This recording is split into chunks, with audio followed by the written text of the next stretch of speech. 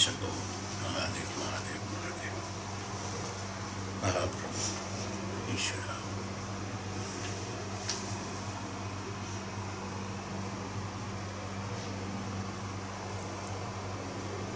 We were on the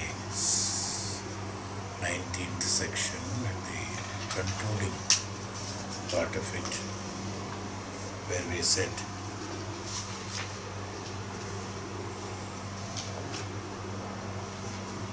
Vijijñā sitavyoti, tisavyoti. Vijijñā sitavyoti. Vijijñā sitavyoti. That is, this is how the faith, we were talking on the faith. Vijijñā tisavyoti means that Shraddha, the faith, he explains that conviction that whatever the Guru and the spiritual declarations declare is the truth, is really so, is what it means. Vijnana Sitavyeti Shraddha.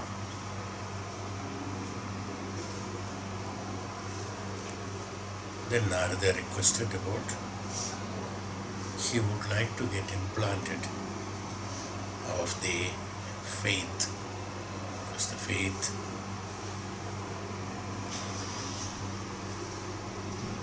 he says it's not possible to acquire it by practice. It's not something, it's not a karma to be exercised. It's not a karma to be executed. It's not a karma to be exhausted. It's not something which has to be learned by the mind or the body to practice or the mind to practice.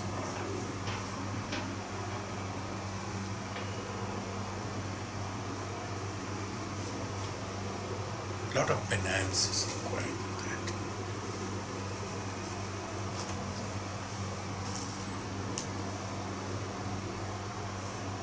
That's why Bhagavan said, the conviction, whatever the Guru and the scriptures declare is so. It's difficult to have conviction, even though to say it is easy and to tell it is very easy. One understands the language. Even if I say that, even though we all say about conviction, what is conviction?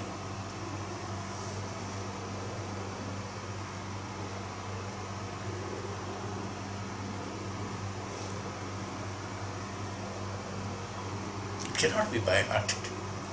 It cannot be experienced just like that. It's not possible. Because it is beyond the level of limited consciousness. It goes beyond that. So it cannot be practiced, so it's something, it's a conviction.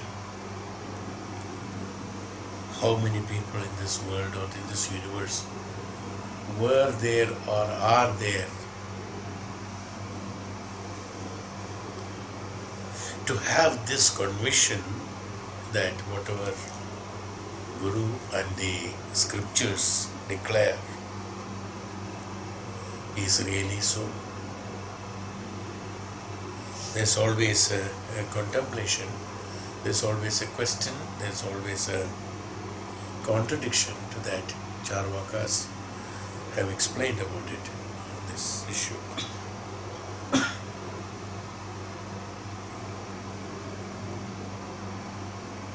A mind which, because when it is only in the level of mind, people who are unable to grow beyond the lower consciousness, it is impossible to make them understand about the conviction. It is not possible.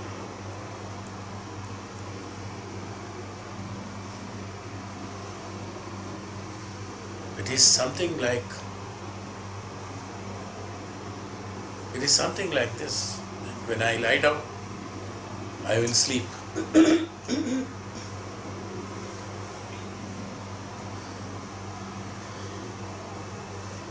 It's a belief. That's all.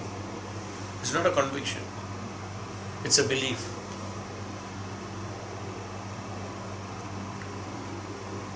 The deep sleep happens is a conviction.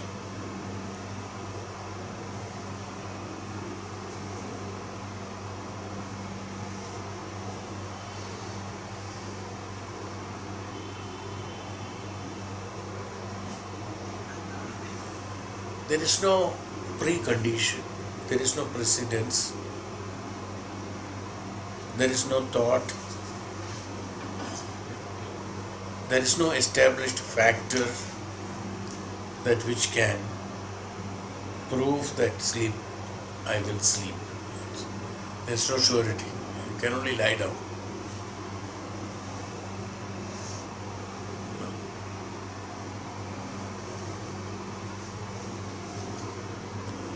After sleeping, yes, after sleeping, whichever faculty identifies that this is sleep is called conviction. Who is that instrument? Which is that instrument? It is not the mind, because mind is inactive at that time. Is that conviction an established factor? We are further explaining about on that. So that is why the Maharishi said, it's not in my hands. You have to implant it. It's possible. How does the Guru implant this? It's again a different chapter. It is not connected with this again. Because the experience of the higher calibre or status of beyond the level of consciousness and understanding, this is much, much subtler than consciousness. We have covered consciousness much earlier. Also, the informations from consciousness to all this have already been covered. The question of is it necessary or not is not there. Only below the conscious level, the necessity or the questions of is it necessary or not is there. But beyond, above the conscious level, there is no question of that, because as I told you, beyond that, it automatically transcends and goes deeper into the subtler and subtler and subtler level. Only up to a certain extent where the attachment with the objective experience and subjective consciousness and objective consciousness is there, only the restrictions of the blockages and growing is affected. Blockages and growing is affected. Whereas the experiencing beyond that, when it takes place, it's an automatic ascent. It is no more desire, as we have earlier explained. It is an aspiration. Because in the physical world, aspiration doesn't function. Aspiration remains as a desire, that's all. Mere desire, which is absolutely in the conscious level, lower conscious level. In the higher conscious level, the aspiration takes place. When an aspiration takes place, when they aspire to be that, Now, when the wind blows, it blows, that's all. According to the direction, it is forceful. It just blows. It doesn't have any intention of destroying anything or helping anything. It just flows. It's an aspiration, you see. It's a swabhava of that. So when the tapasvi or when the Maharishi or when the tapasvi or when the jnani goes into the deeper meditation process, the beyond certain level of realization, this aspiration is stage by stage, automatic, depending upon his own capabilities, his own status, at which speed, at which function, at which isolation he is functioning. The isolation in the sense, isolation from the materialistic realization or the objective and subjective pleasures. So Narada said, "Hey Bhagavan, it has got great science again behind this. It's a very big chapter again. Now, if one explains this itself, this conviction. It's an abstract actually. It doesn't. What is conviction? An activity. In conviction, what is the conviction? What is the activity? Thinking? Or is it understanding? Or is it believing? What is this faith? Conviction of faith. What is this? There is no definition actually. The word has been created, conviction, jitnyasu, vijan. Where is it? It's in the 19th. Vijitnyasitavyeti. Vijitnyasitavyeti. Jitnyasa is understood. Jitnyasa is can be. Vijitnyasitavyeti. The jitnyasa, that beyond the jitnyasa, that which creates the jitnyasa, is a conviction. There is not, what is the meaning, actual real meaning of it? One can, maybe when you look at the dictionary, they will say that believing, establishing the factor that this is what is true. Okay, now what is this establishing that what is this is true? Who does establish this? Who establishes this? Your mind, your emotions, yes, your intelligence, your environments, your background, your karma phalas, your experiences, they together establish this is right. What he is telling that when none of them are there, they experience that which happens to the state is called conviction. These are manifested by you. When I talk about the convincement, when I talk about the conviction, or when I talk about the Upanishad, you say, yes, it is right. Your mind may be saying, yes, it is right. But that right, what you are saying is based on your experience, your intelligence, your present status. No, tomorrow you may say it is not right. You can always say. It is an experience, it is your intelligence, it is the environment, it is your bringing up, it is the present status that in which era you are living, or your even your emotions also establishes. Sometimes when you are not in a, we call it as mood. Okay. I don't know what is this emotion called mood. It's a meaning that I don't even, today I don't know. Even I, sometimes we also use it. What is that mood? I do not know. But we say that mood, okay. If one is not in that mood,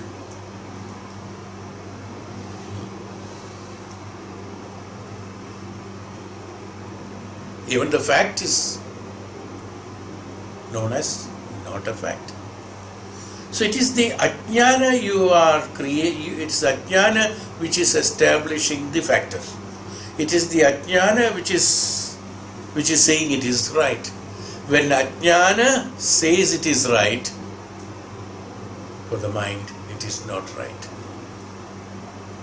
Because according to Vedanta, superimposing that which is not nityam on a nityam is called ajnanam. Anityam is being understood as Nityam or Asatya as Satya.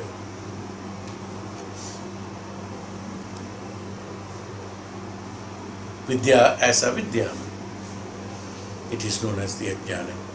So it is the Ajnana which is creating this factor today. If one is not really grown beyond that, it is only for those people this conviction is applicable. Otherwise it is a conviction, even though dictionary has a meaning for it. Conviction, according to Vedanta, is superfluous in the materialistic world. In materialistic world, it's only, we call it as belief, strong belief, up to that maximum belief. Even faith is not there. Because faith comes from Shraddha. We have explained about faith and Shraddha. Unless that Shraddha is there, faith cannot come, faith is not possible. Then one can, falsehood is there, no? Convince oneself, okay, this is God, my faith.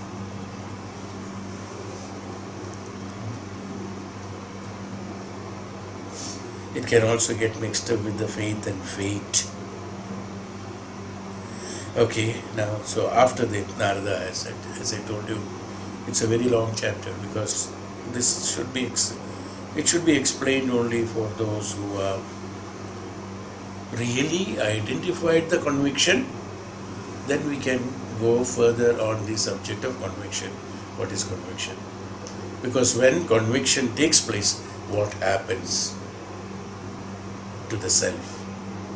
This can be explained only when you have the real true, as he said that unless, hey, Narada, if you at present, in case you have to differentiate ordinary faith and the superior faith that I am speaking. That's what Sanat Kumara has said to Narada also. If you want to identify the ordinary faith and the superior faith, he called it a superior faith and ordinary faith. There's no classification like that. It's only for the purpose of understanding. So faith is said, again, when it comes to faith, it's a conviction, it's an established factor that inherent in you, which can never change. It has to be permanent. Faith cannot be temporary. Shraddha cannot be temporary. Those which are permanent only, these things are all permanent, because these things happen only after you take a permanency. In the lower consciousness, everything is temporary. Your belief is temporary. Your desire is temporary. Your karma is temporary. Your sharira is temporary. Your function is temporary. Your understanding is temporary. Your education is temporary. Your memory is temporary. No? Your impression of something is also temporary. No? Your likes and dislikes are temporary. Your tastes and distastes are all temporary. Yes. Your age is temporary. Your birth is temporary. In this condition, how can you have a permanency in it? Unless these are further explanations, but of course, this in general one will not go into such details. In this temporariness, the permanency cannot be understood. If one has to understand the conviction, here the Guru and scripture, Upanishad said that the conviction that whatever the Guru and the disciple declare to really is so, is what he mentions here. Here a word of Guru and scriptures.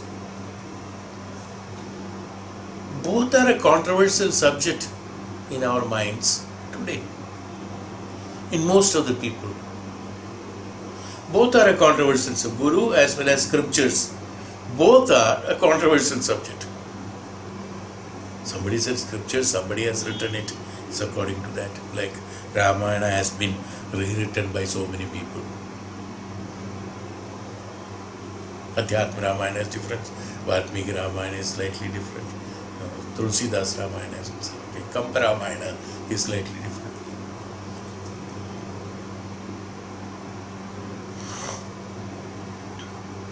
So what happens?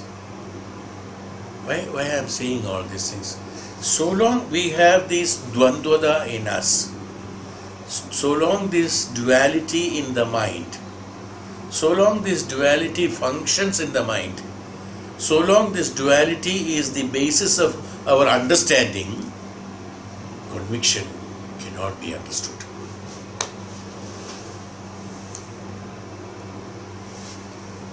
For that, what is necessary? We'll go to the next sloka, then you will know what is necessary. 20. Oh, sorry. 7:21. So earlier, the previous one, Ityego Navimshaha Khandaha Samaptam. 19th is finished. Yada vai nishtatyata Shraddhadi Nahanistishtaschut Dadati Nistishtanneva Shraddhadi Nishthatveva Vijijñāsitavyeti Nishtam Bhagavo Vijijñāsiti Iti Vimsha Khandaha. Yada vai Nistishtatyatha Shraddha Dadati Nishtha is it. The next one. Nistishtatyatha Nishtha. Nishtha is steadfastness is the nearest translation in English, but it's not steadfastness again, because there is, in such words, to find exact translation in English is difficult, because their culture is different, so naturally the language will be based on the culture only. Steadfastness is the closest meaning you can see. Yes. Nishtha Yavai Nitishtati Ada Shraddhati. Everything is a fusion here. It's a very, very minor differences between Shraddha, faith, conviction, Nishtha. They're all very, very minor differences. You see. Very minor. But there is a difference. Here, Swamiji mentions, when one has steadfastness and reality, or here in this Upanishad here, where Swamiji says, in Nishtha, classification of Nishtha, according to him, when one serves devotedly, then one becomes endowed with faith. It's a great sentence actually.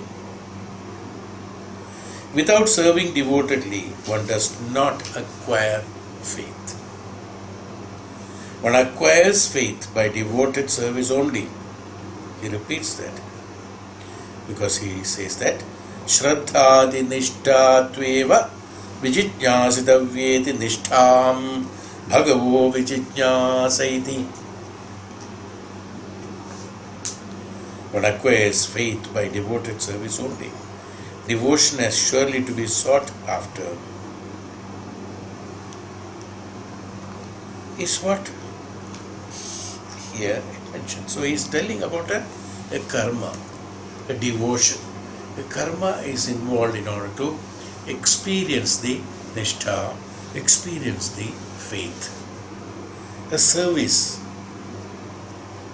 He said about the service. Service is a very, very big word again. I think I have already spoken on service many times earlier.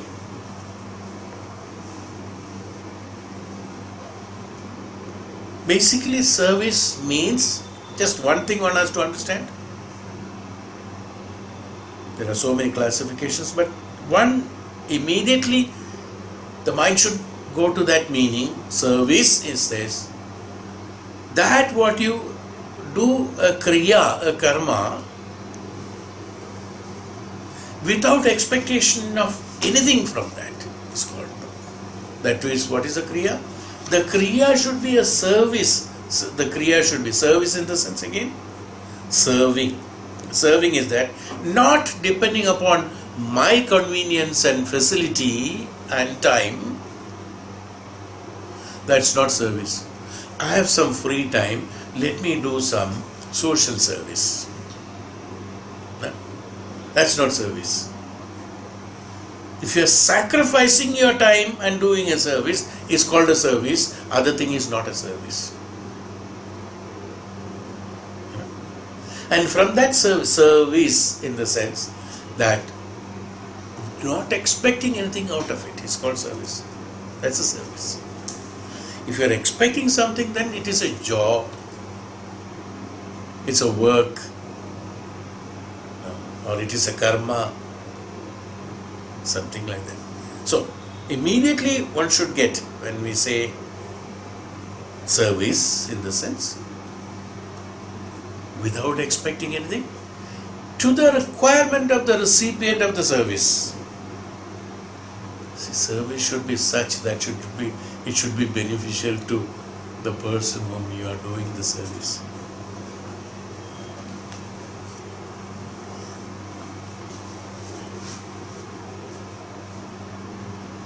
Sannyasi is sleeping,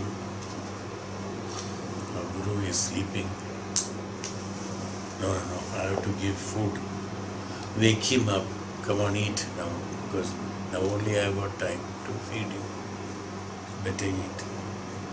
It's not service. It should be beneficial to the other person, the other person I am telling, it's not person, to other incident, other event, whatever it is. It should be beneficial to that. Then only it becomes a service. That's why it is service. Puja is a service actually. Worship is a service. Worship is a service. When you go deeper into the subtle level meaning of it, worship is service. Without expectation, you are expressing. What is service here? Bhakti is the service.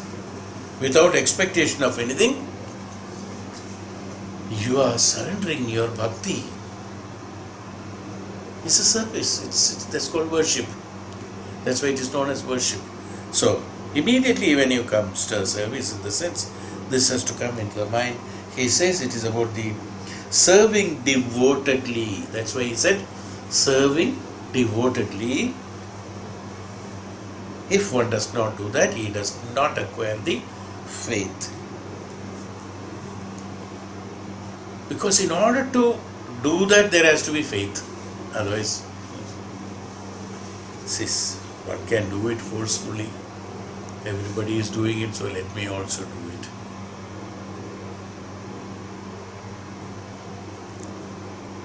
Vaidyanath Dham,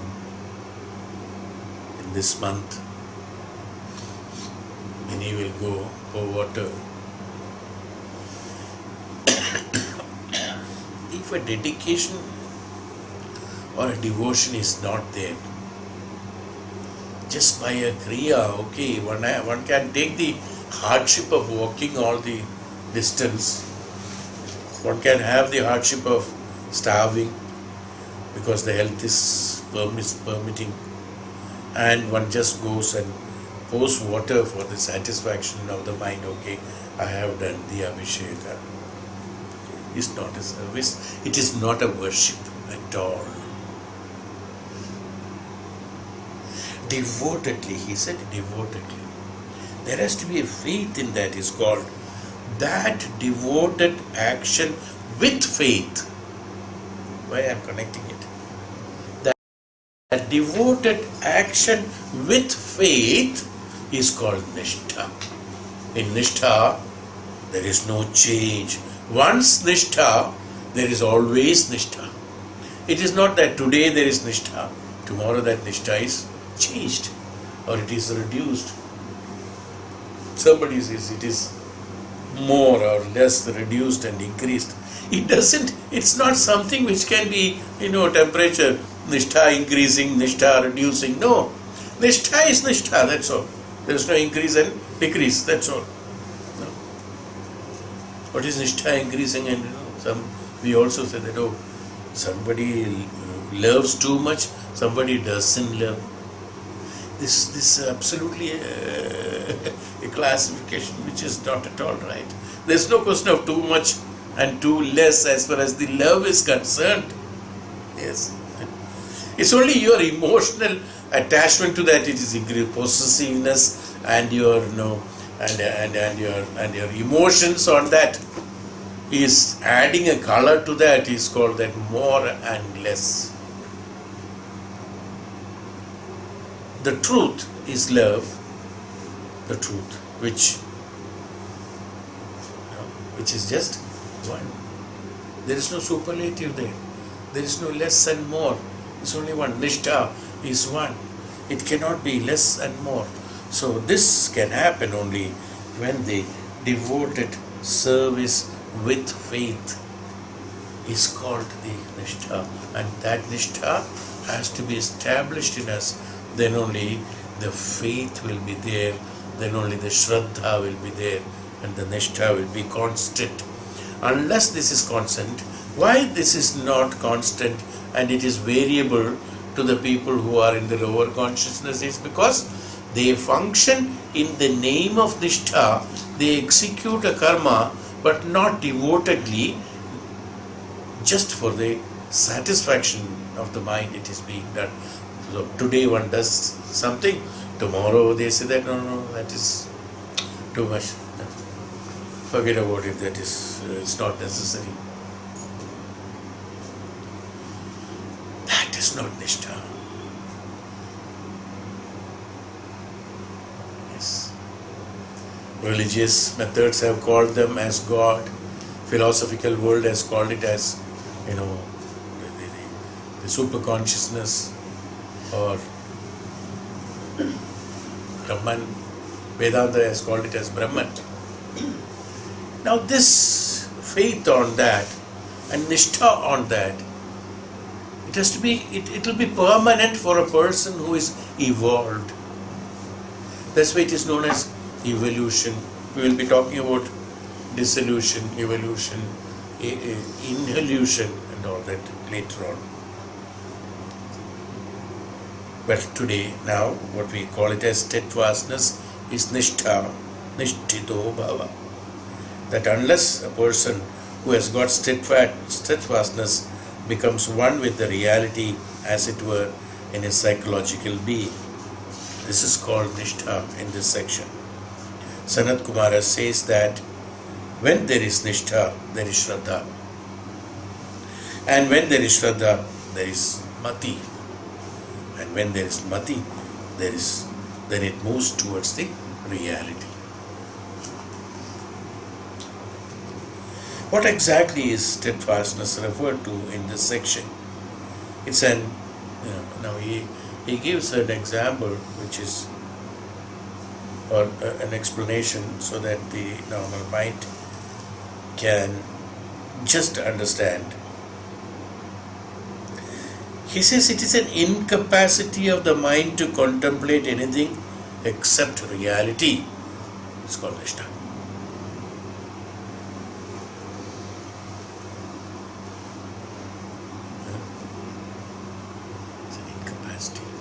It's an incapacity of the mind to contemplate anything except reality.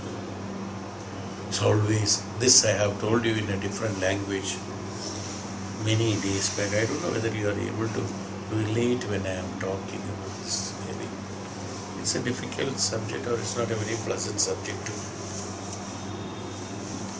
many. I don't know you are able to relate.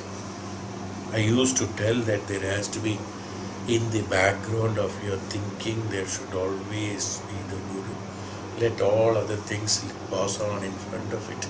Don't get attached and attracted to that. is what he says by telling this I told you in a very colloquial, very small, simple language so that anybody can understand. The same thing what he is telling is the same thing, is that it is the incapacity of the mind to contemplate anything except reality is called the Nishtha. What is it? This is the only truth. What other things are all coming and going, let it come and go. That's it. This is what he says. There's nothing. No one gets scared of on reading the sentence. Incapacity of the mind to contemplate anything other than the reality. What is reality? Reality is that highest consciousness which is constantly communicating with anything and everything.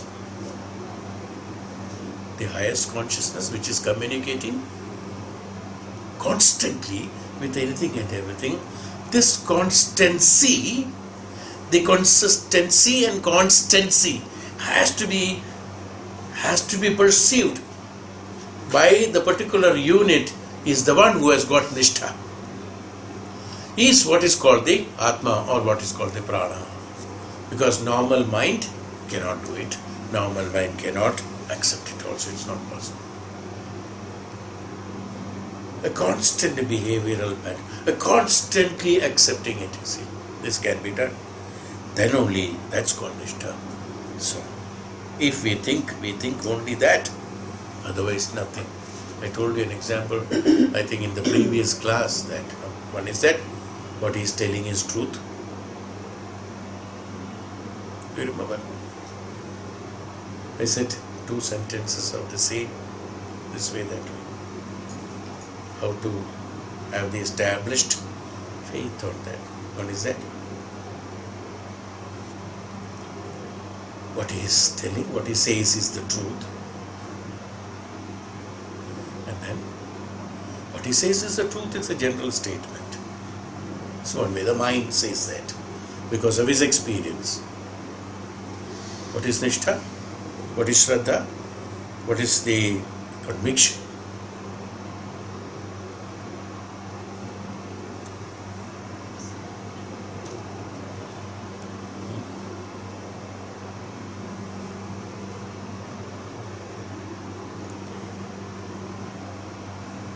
Whatever is the truth, he says that. He says the truth. Whatever is the truth, he says. There's difference. He says the truth. He can also tell a lie. Now he says the truth. He can also tell.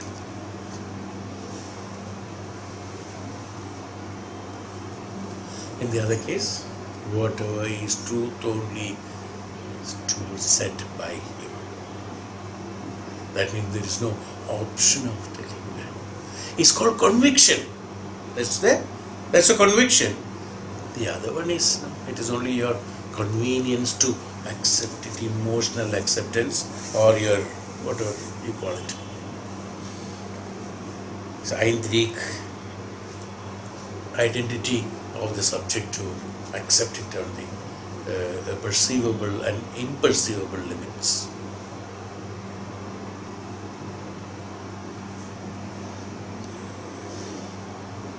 So that's what is steadfastness, he says about that. If we think that, we think only that, otherwise nothing. The very function of the mind is set to in tune with the nature of reality so profoundly that we have virtually become that. This is the cause of faith in us, working of the tendency in us towards reality, which we have mentioned already. It's difficult to understand this subject. So Maharishi Narada said, Hey Bhagavan,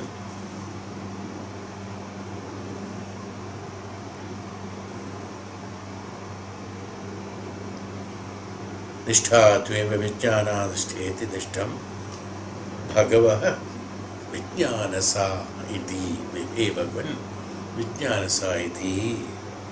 I want to know what is this nishtha. even more on this. So in the 21st shloka,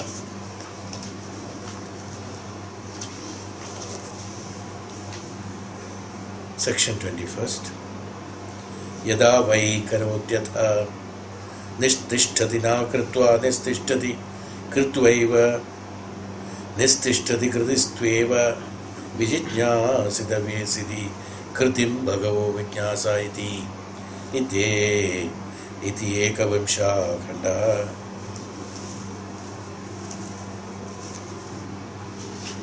When one acts, then indeed one serves devotedly. Without acting, one cannot serve devotedly. By action, one serves devotedly. Action indeed has to be sought after, is what Maharishi mentioned about the action. Is action in the sense devotedly expressing the mind according to the directions given by the higher consciousness. That means the lower consciousness gets converted, or due to aspiration, the lower consciousness gets dissolved into higher consciousness. When we say you are going from lower consciousness to higher consciousness, doesn't mean that there is a lower consciousness still existing there and you have traveled to some other place. It's not like I have traveled from this place to that place, so both the places are remaining. No. Here in this travel, what happens, in this spiritual travel, what happens? It is not that both the places, when you are traveling from the lower consciousness to higher consciousness, what happens? This lower consciousness get dissolved into higher consciousness, because they are of the factor that both cannot live together. It's not possible. When the lower consciousness is present, the higher consciousness cannot invade that. It's not possible. The lower consciousness has to have a desire, an aspiration to dissolve itself into something else, then only the higher consciousness, the prevailing of higher consciousness, that's why it is known as prevailing of higher consciousness into the self happens, so that the lower consciousness gets dissolved into it. It cannot be identified as lower consciousness in that, because these ignorances that are there in the lower consciousness has been dissolved and has been converted into jnanam. In jnanam, the ajnanam or the avidya or the ignorances will not remain in the higher consciousness, or in the higher consciousness, lower higher consciousness. In that higher consciousness, the habits or the characteristics of the lower consciousness will not be visible. The lower consciousness is because of the avidya, penetration or settlement in the higher consciousness. When it travels from Sukshmata to Sthulata, when it goes expanding to Sthulata, that unlimitedness, when it happens, a limitedness when it happens, from unlimited to limited when it happens, that's called the Sthulata. When it happens to Sthulata, most of the qualities of the Sukshmata will not be visible in Sthulata. But when Sthulata is dissolved into Sukshmata, Sthulata is not visible in the Sukshmata, but Sthulata is inherent in Sukshmata, because it can be derived from Sukshmata. Sthulata is derived from Sukshmata, and Sthulata is dissolved into Sukshmata, are the two functions. So the lower consciousness gets dissolved, dissolution takes place. That's why a dissolution is necessary. In the process of isolation through meditation, in tapasya, what happens is that we go into the isolation. When we go, isolation is what? A state of neutral state. Neither I am with the object nor with this object. When I am neither in the object nor in the subject, I have isolated from subject as well as the object. In that status of isolation, the dissolution takes place to the higher consciousness. Yes.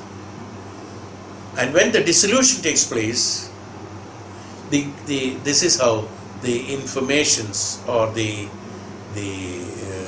knowledge is transmitted. This is how the knowledge is transmitted to the lower consciousness. Because this capacity of isolation and dissolution is possible, there is an inherent quality in us, in the prana, in the jnanam, in the prana. So this prana is the one which is awakening. When you isolate yourself from the subject and object, it's the prana which is awakening. It's the characteristics of the prana which is awakening. And this transmission from this prana of the transmittance or transcendence capacity. That's why it is known as transcendence. Transcendence is not an activity. Transcendence is an event. It just happens. Transcendence is not done. During meditation, transcending is not done. It happens. Why? Because there is a prakriti niyama, or there is a swabhava in the prana to transcend from the from isolation to dissolution. And when it dissolves into the higher consciousness, it becomes the higher consciousness, not that the lower consciousness has been transmitted or transferred into higher consciousness. It dissolves into higher consciousness. Am I clear? Yes. Is why he calls it as, what do you say? One acts. That's why I said all this. Acting, action. Acting means he means an action. It's an action. It's not an action that what we talk about normally in the physical sense of an action. As I told you, a service with dedication and devotion. Service to the Guru, service to the knowledge, service to the jnanam, service to the, what is all that? They are all service to the prana of the self actually. It is not of service to someone else. That is why we say we should not expect any benefit out of it, any result out of it or benefit out of it. Let's call it benefit. Let's not expect any result of it. That's why what is called an action. Here he talking an action is because it is not a physical action that is happening. It is the characteristics of the mind when it has got Shraddha and faith and nishtha. Automatically one feels like doing something for that, isn't it? Even in the normal, with the lower consciousness itself, we call it as sympathy, we call it as this empathy, we call it as this, that, and all many pathis. Some say, oh, I feel like doing this for him. I feel like doing this for that. I feel like doing this. This word we use. This I feel like doing this, where has it come from? Why suddenly you felt that? What is the secret behind it? There are so many cases. Well, here in this case what happens in the physical sense, let me go into little detail on that. You feel like doing puja. Suddenly, I feel like going to that temple and pray. Now, you can definitely relate either something happy which he is not deserving that has happened to him. The one that when he deserves something, when he gets it, he will not get excited. He gets excited when he gets something which he doesn't deserve of. No? Then he himself knows that I don't deserve for this, I get excited. So immediately his mind says that no, because I don't deserve it, I must go and pray in the temple. Goes to the temple. Or he has got some sadness. The remover of sadness. expectation of the remover of sadness. So we go to the temple and pray there. Okay, remove my obstacles, remove this, remove this. So what happens?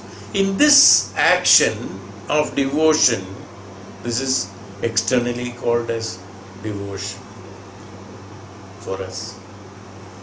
When this action of devotion, when it happens, this is an action done by mind with a particular intention. It is not a service, it's not a worship actually. It's not a worship. Because there is an intention behind it. There is a benefit out of it. There is a benefit deriving out of it. Is why this is done. It's not called as a service or nishtha. That is not the action what he is talking about here. This action what Swamiji is talking about is devotion, service with devotion. Service with devotion. One should be really happy in doing that. That devotion. In devotion what happens? There is nothing other than that service prevailing at that point of time in the mind. I had been talking about an experience. Even I think 2 days back in my lecture I told Bhagavan Ram when he was doing his service to the sage Vishwamitra. He didn't know the time. He didn't know what is happening. He doesn't know. It's a service that he keeps on doing it. His mind is constantly in that evolved process. Now, there's no benefit derived out of it. It is not with an intention. It is not with an intention of getting benefit out of it. This is called an devoted action, what is Swamiji talking about. It is not for the appreciation of the sage that Ram was doing it. Yes, he already knows. It was not for any other benefit that he was doing it. When there is an intention behind that comes, it doesn't become a service. Even intention is not only the material intention. Oh, some people talk like that. No? I am happy doing that. I am satisfied doing that. He has a selfish motive in that. He would like to be happy by doing it. No. There are two different things. One is that he would like to be happy doing that. I do this for so and so, so I am happy. Okay, I am not expecting any result, but I am happy. What is it? It's a result only. Because you have a selfish motive to be happy. You want your child to be studying for engineering. Some houses have it. Because the father is an engineer. Our father is a doctor, so son has to be a doctor. They force the doctor to do that. They force the daughter or son, whoever it is, the child to do that. It is not for the satisfaction of the child. He may be satisfied, that's a different thing. But it is basically for the satisfaction of the self. It's for the happiness of the self. I'll be happy if you do this, is the word normally used. Your activities are, most of your activities in your materialistic life, you will find that by doing something you become happy, and because I am happy I am doing it. Why are you doing it? Because I am happy that I am doing it. This happiness comes from the action. That means it's a result out of it. You are enjoying the karma, ala out of it. You are the enjoyer of that. It is absolutely a selfish motive. Even bringing up children, when you go deeper into details, you will find it's absolutely the selfish motive. Many cases, most of the cases, you will find that. Because it is for your satisfaction, many things are being done. It's not for the benefit of the other person, it's for your satisfaction that is being done, it's for your happiness that is being done. He is not talking about that. One is that by doing it, you become happy. Oh, look, I have done this. When he has done that and all that, he'll say, look, I told you, I have done it.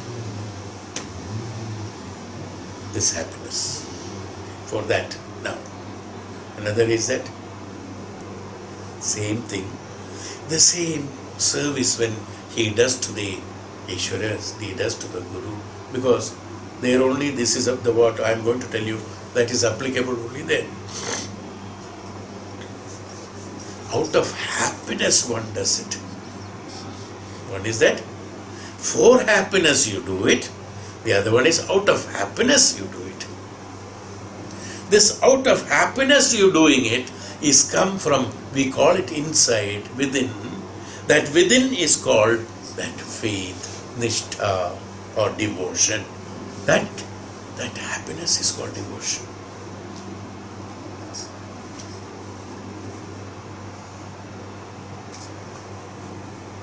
Swami Villu Mangalam or the one who has written. It's another two of the devotees who did the prayers in front of the Lord. Wrote Narayaniam also, Narayana Bhattadiri. Not for his pleasure of enjoying that he has written it. He was happy, and I know that the happiness, that Ananda has come inside and it came as words and he has written it, that's all. He had no intention of writing. Writing has come from the intention. He had no intention of writing. This intention, what we call it as that, because of when we write with an intention. I have to derive happiness out of what I have written. The other one, I am writing because I am happy. I am worshipping because I am happy, not I am worshipping for happiness. Understood? This is what he is talking about. The acts and serves devotedly. Devotion in the sense, devoting in the sense that the self should not be there. The aham should not be there. An action done without aham is called devoted action. This is what is necessary, and how many individuals or how many people who are in the materialistic living can do that? No one. No one, unless he isolates and transforms to another state, he will not be in a position. This is meant for them, of course. Anyway, it is better we have to understand these terms so that we know what is spirituality. At that point of time, what happens? He has only happiness in him. Whether it comes as writing, whether it comes as singing, whether it is coming as worshipping, or whether it is coming as meditation, tapasya. In all these cases, what happens? There is no definition what he has to do, and nobody instructs what he has to do. It happens according to him. A tapasvi sitting and doing tapasya is not that he is doing tapasya. There's a difference. We do meditate, they meditate.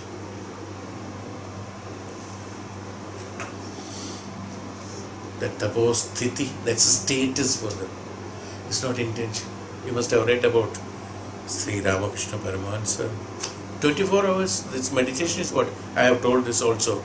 The tapasya is not 1 or 2 hours, it is constant being there. In Ramakrishna Paramahansa says that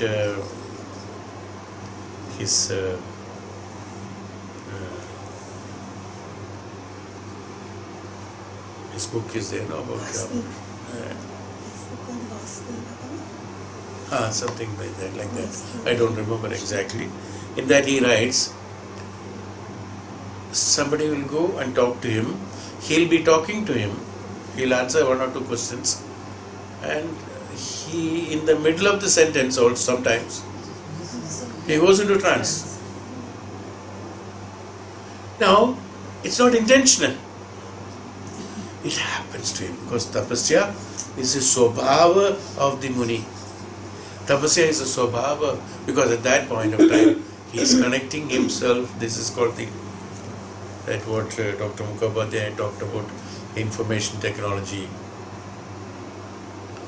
That the link between the higher consciousness and the cells which is functioning here, this information is called information technology, which the normal today's world has brought out of the inner self and to outside world, and today we are able to approach these computers and other things are all the information technology. Technically we are talking about the information technology could be utilized through machines, even GPS. Tapasvi used to sit and find out everything. The same thing the scientists have brought out through an instrument. It can be found out through an instrument. It can be found out, but doesn't mean this is a development. This is an innovation, no doubt about it. It's an invention.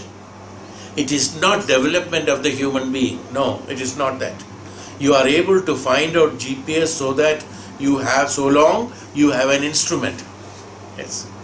But the Maharishi and Tapasvi with Tapobhala, he is, the whole GPS is, he can see without any instrument. This is evolution, and that is called invention. Then invention is that what is, it's only a representative picture that you are getting, that how one self can be. The total the information technology, what you are talking about today, you are talking about Googles, that any information is available when you go into Googles.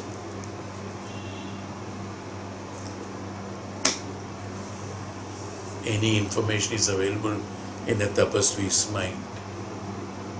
All the answers, all the informations, all that what is your future. Google cannot predict your future. He can see your future, your past, your incidents, your karma, what you are supposed to do, what you are not supposed to, how many janmas you are born, how many janmas you will take birth, also can be seen there. He will also say at which era what will happen, what is the event that is going to happen. Even that much, tapasvi can do it. Look at that knowledge.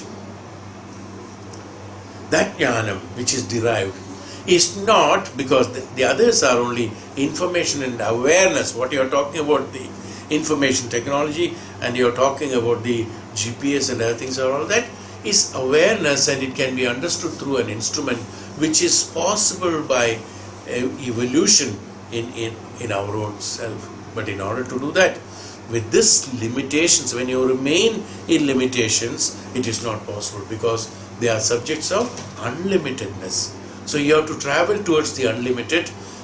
In order to travel towards the unlimited, devoted action with faith and nishtha is necessary. You got it? This is the link of the information or the language that is, or the connection that has to be there with the consciousness. Then the consciousness will reveal, or the higher consciousness, this is in the lower one, higher consciousness will reveal the truth and the reality and the existence. When you do things with nishtha, Todak Acharya, I have talked about, repeatedly talking about him, now 3-4 times already. He had only nishtha, without any benefit, without any expectation of benefit. Without any expectation of benefit, full faith on the Acharya. Always Acharya is in him. His mind is only with Acharya. He is not thinking of him. He is only, his thinking means, here I am using a term, It's not actually, it's happening, It's not that he is intentionally thinking about Guru. It happens to him. It's always Guru in his mind, Acharya, in his mind. In his mind he is always Acharya. In his Nishtha it is Acharya. When sleeping, Acharya. While washing clothes, it is Acharya. Is the Nishtha. It is the Nishtha that's an action done devotedly with faith. Is that Nishtha. When he had that Nishtha, it has linked with the higher consciousness. Who is higher consciousness? Shankaracharya, Acharya. It connected with the higher consciousness. Immediately, information from the higher consciousness has flown into the one who is the Nishthavan. He became an Acharya. He started chanting great stotras, not learned. It's not necessary. That's why learning is necessary only for a mind and the indriyas. Here it happens. That's why I said, when you go into isolation of the Nishtha, the evolution automatically takes place. There is an automatic process. When he had Nishtha, knowledge flown into him. That's all. Nothing. He has to do nothing. That's called the action devotedly with faith is mentioned by the Swamiji here. You understood? This is what is called the action devotedly done with faith. And that is called the Nishtha. And with that Nishtha, when it is done, and that Nishtha is not created by him, manifested by him. It's not manifested. It's an unmanifest Nishtha. It's an unmanifest happened. It's not a thing that he has thought and created. No, it's not a manifested matter for him. It's not a manifestation by him. It is the Swabhava of him. When it is not manifested, it is Swabhava. Unmanifest means Swabhava. That's it. Manifested means you're culturing that character. So today we behave, we have certain formalities. Oh, you should behave like this, you should behave like this, you should behave like this. Manifestations. Even if you don't want to behave like that, you have to behave like that. Manifestation, is it not? He doesn't think how to behave because that behaving happens. That's unmanifest in him. So he thinks of Guru is not by intention he is doing it. No, I must think of Guru, I must think of Guru. No. As manifested will always have changes, it will change. The unmanifest, it is there. It is Todagacharya's Swabhava is that the Guru is inherent in him, living in him. When that Nishtha happened, the moment that Nishtha has connected with the higher consciousness, the Jnanam flow, like it is small hole made into it, the whole water is emptied from there. You see, is it not? Not small. It's all connection. This is Nishtha. Flown to him, that's no intention, that's all, and just happens. And he is not, since he has not expected it, it's not an ecstasy for him, it's not something unusual for him, it is not something special for him, or it is not something normal for him. He just stood there and chanted and told that, hey Acharya, this is what is called Todagashtagam. That's all. There was no emotion functioning on him because it's not based on the manifested emotional function. Otherwise, I have found out a poetry, let me read for you 4 lines.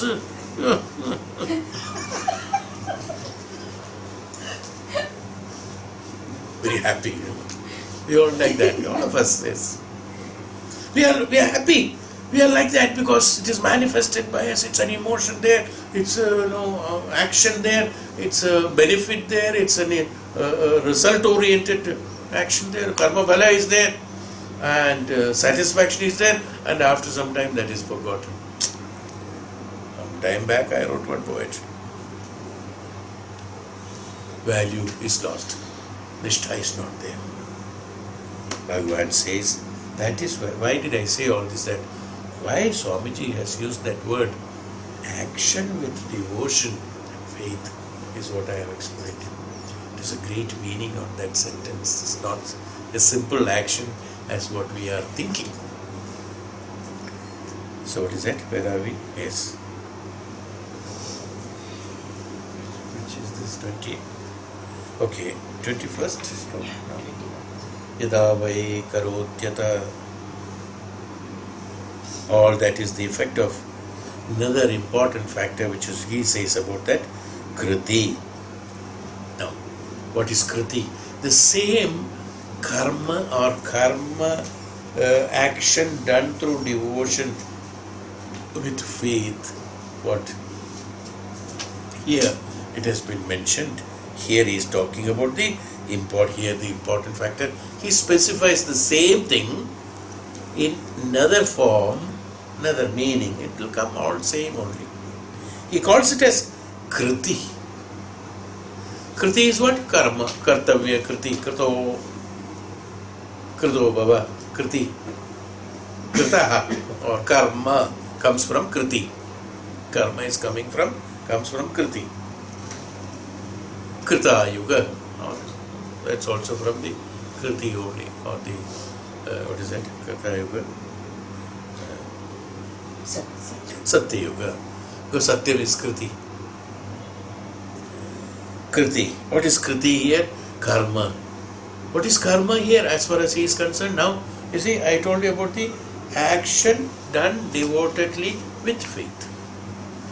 He has told simple on that. Kriti is called self-control, he said. Now, see, connect that meaning. What is self-control?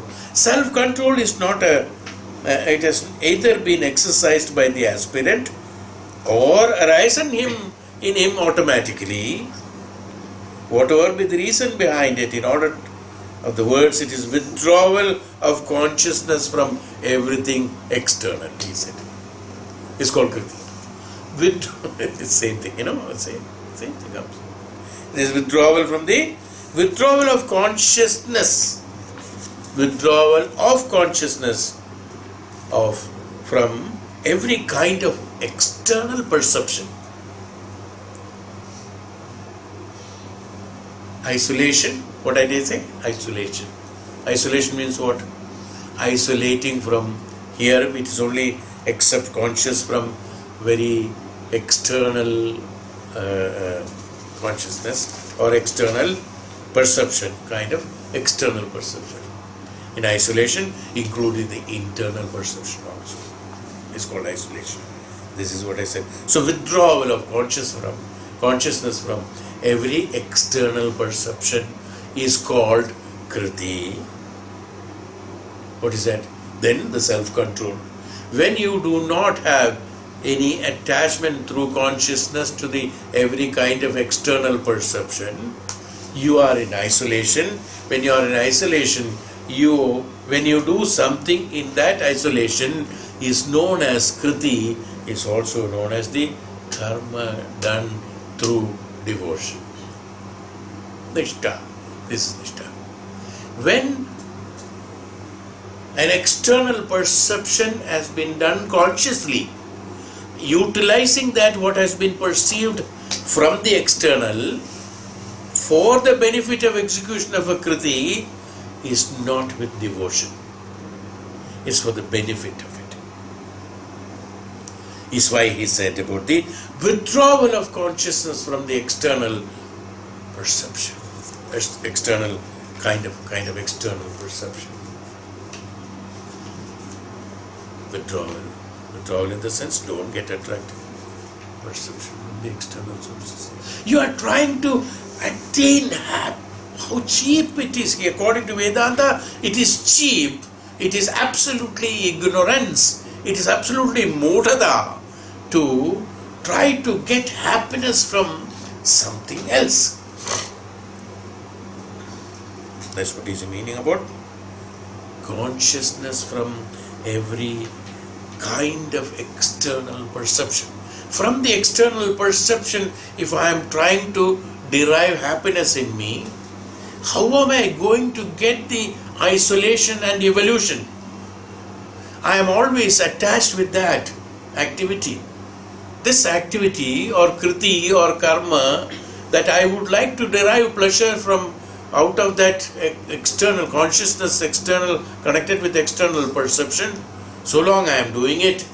It is not a service done to my prana. It is not a service done to my prana, but it is an action done according to my emotional satisfaction of the mind, only for deriving the results, enjoying the results of that action. Alright?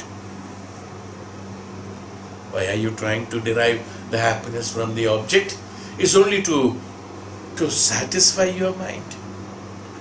To enjoy that happiness you are deriving out of that perception from the external sources.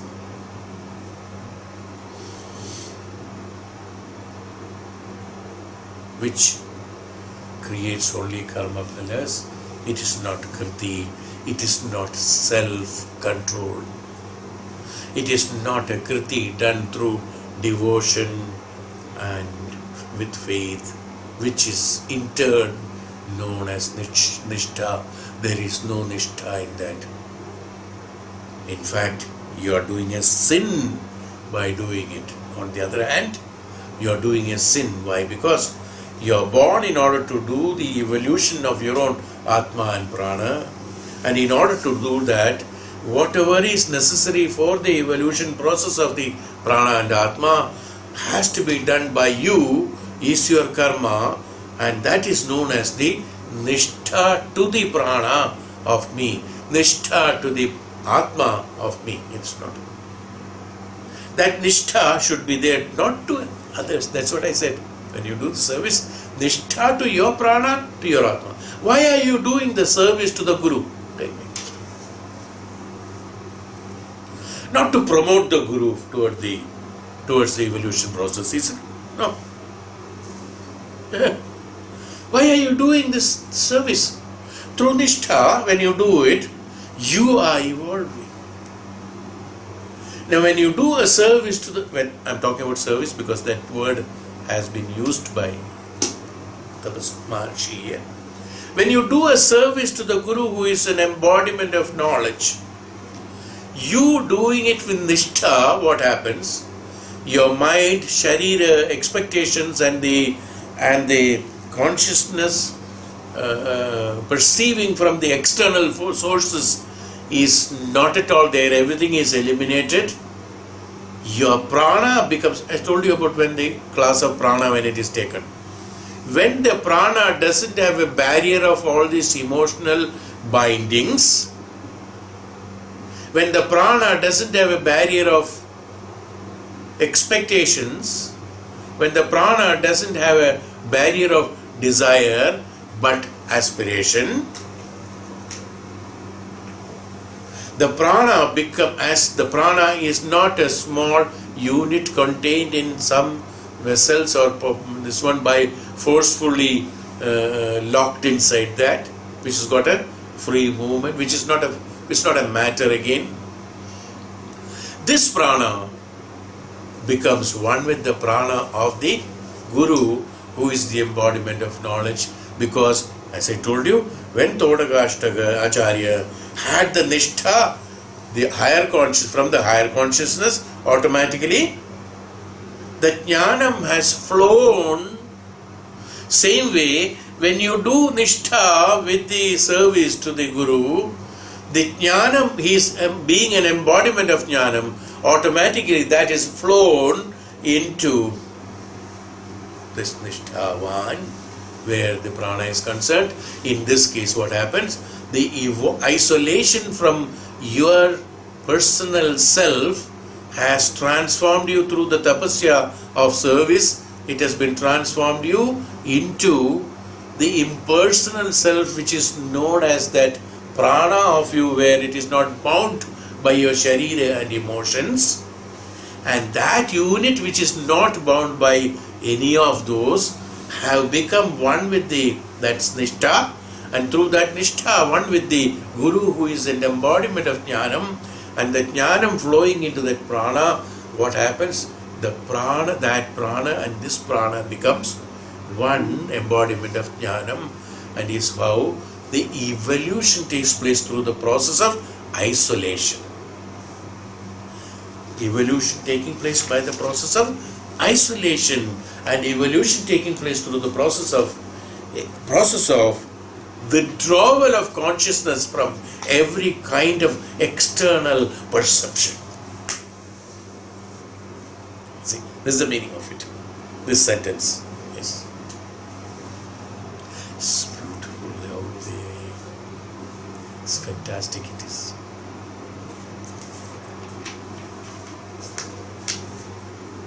This is a superior activity that he is performing. Even though we are using, this language has to be used.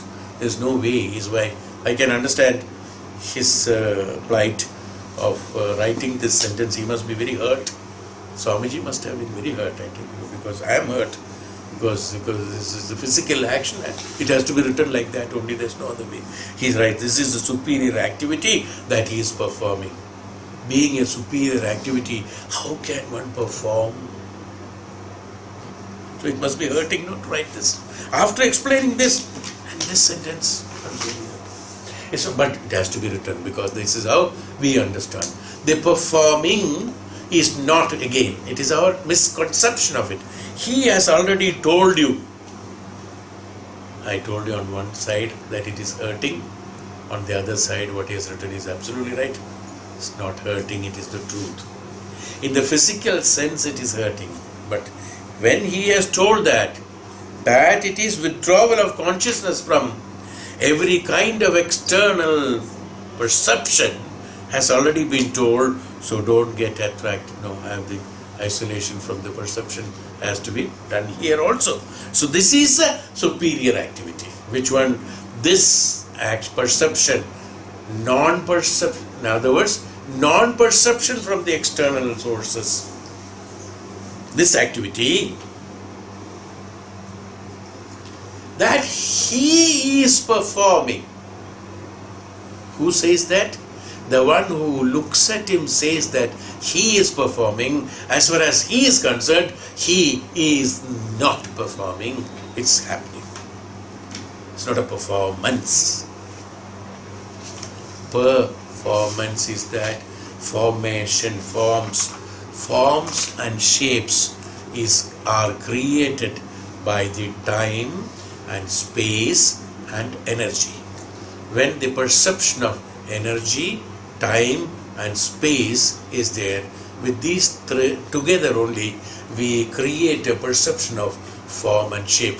When these are not there, time, space and energy is not involved there, the perception of formation of the form and shape will not be there. So performing is, what is it? Forming. This is formation. Performing is that when you do utilizing this and forming a form and shape is called performing. When this automatically evolved, and then when this is not there, when the time, space and energy is eliminated from there, then the performance is not there. It just happens. Its existence, and it is there. Where is this time gone? Time gone into existence. Where is the space gone? Space gone into existence. Energy gone into existence. When I derive these things from out of it, and through the process of derivation, through the process of utilizing these three factors, using them is how we form a formation, including a thought formation is created by this. Any formation is created by this. So isolation, in the sense, isolating myself from the time, space and energy, is called tapasya. Tapaha. Tapaha, also heat, is isolation through that.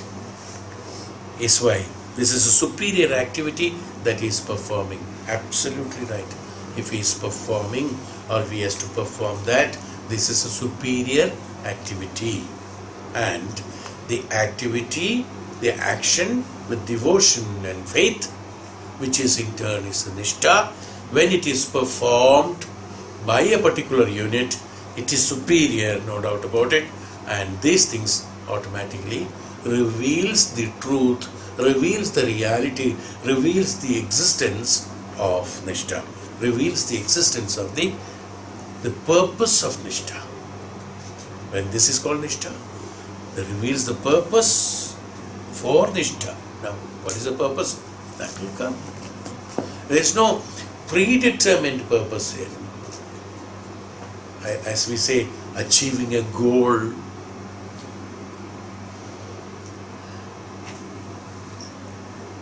Many places you must have read about achievement of goal. Even in spiritual books you will write achievement of goal. No.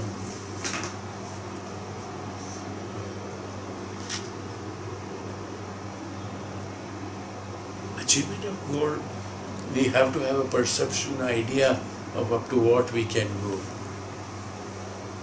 up to what we have to attain. That means it is created by your emotions, but that means an external perception. After going into isolation and evolution, there's nobody to point out, nobody to aim at a goal or perform a performance to attain the goal, and there is nobody to attain it. When nothing is there, where is the goal? Beyond. This has to be experienced. What is the goal? The Brahman has to be experienced. What is that jnana? What is that knowledge? What is the totality? What is the absolute? The philosophers said absolute. Religion said God. Both are same. Vedanta said Brahman. All are same. This to be attained. Now, to attainment of that is not the goal. Even though it may be the goal in the lower conscious level, but when I travel through the isolation process by eliminating, by exempting or by withdrawal of consciousness from every kind of external perception, when it is done, where is in that everything comes, the goal and the limit and the knowing and the travel and the method, everything is forgotten. Everything should be isolated, everything should be dissolved into the higher consciousness, and in that status, what happens? That lower consciousness one cannot understand. It just happens. That's why, as I told you, it happened. How did the jnanam from Adi Shankaracharya flown to Todakacharya, who is washing clothes in the river?